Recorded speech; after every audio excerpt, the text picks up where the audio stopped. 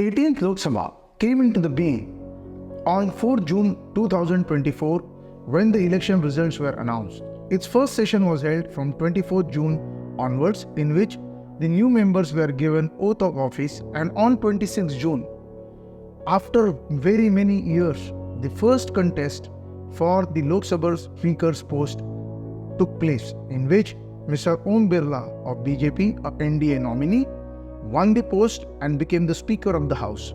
But all the eyes were glued on another news, a post which was vacant for last 10 years, and that was Leader of Opposition post. That post got filled up with Mr. Rahul Gandhi being declared as the Leader of Opposition in Lok Sabha. As you are aware, this post was vacant for 10 years. It is his first constitutional post in his political career. He has never held any constitutional post.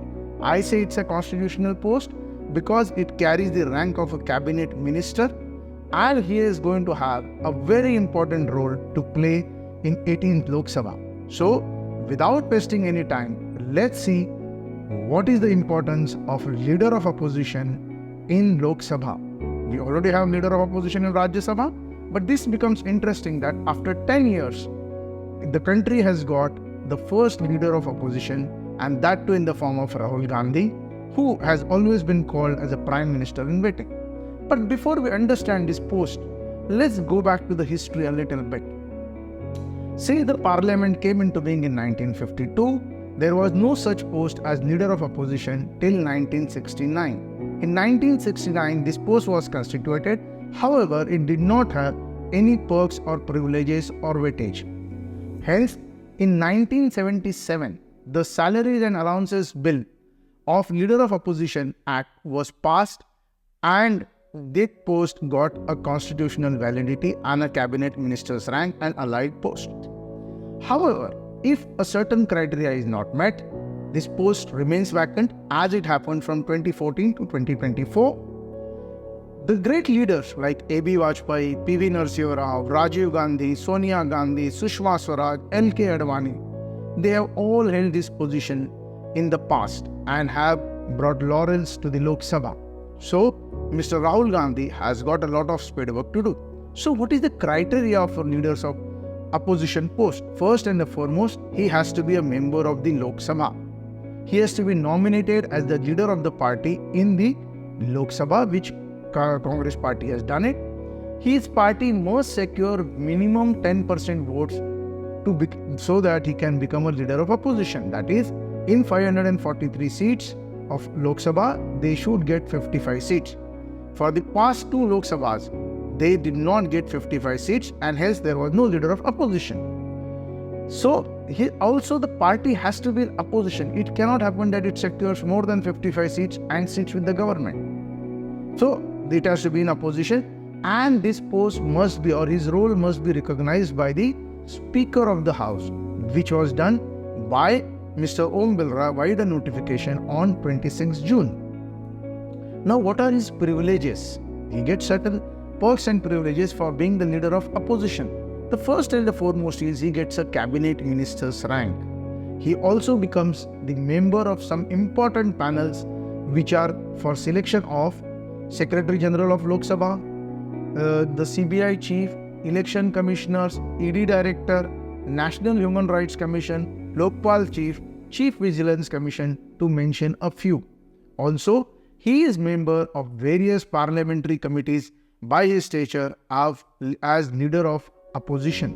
He also gets certain salaries and perks of a cabinet ministers, which include he gets a team of 15 staffers and Type 8 bungalow in New Delhi. Also, he gets an independent room in Lok Sabha for himself, like a Prime Minister also has. What is his importance? The most and the foremost thing that he does, he is a voice of the opposition. He is the voice of the people who oppose the government policies or who want a correction in those policies. He also shapes debates and discussions in the parliament, that is Lok Sabha. In fact, now today President has done the President address. When the discussions will open on this, it will be the leader of opposition who will open the discussions on the subject. He also has got an important role to check the government actions. He has to bring out the people's issues, the people's problems.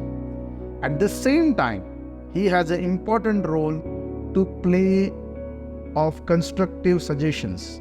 He just cannot keep opposing. He has to give a constructive suggestion. He is also treated as a PM in waiting. We never know when the government would fall. He also can form a shadow cabinet and keep a watch on government's various ministries, ministers and their actions. Also, being a leader of opposition, every foreign dignitary who comes meets him, and a continuity in foreign policy is there. So, overall, the leader of opposition is a very important post. Many a leader like Vajpayee and others have brought great laurels to this post. In fact, Vajpayee ji represented Government of India, or you can say India, in UN when Mrs. Indira Gandhi was in power. So there are great traditions which have been followed, and let's hope that the country which has got leader of opposition after 10 years sees a remarkable change in the way our parliament functions. Speaking of the change, my channel will grow if you like, subscribe and share. So please do not forget to like, subscribe and share the channel if you like this video. That's all for today. See you in the next video. Jai Hind, Jai Bharat.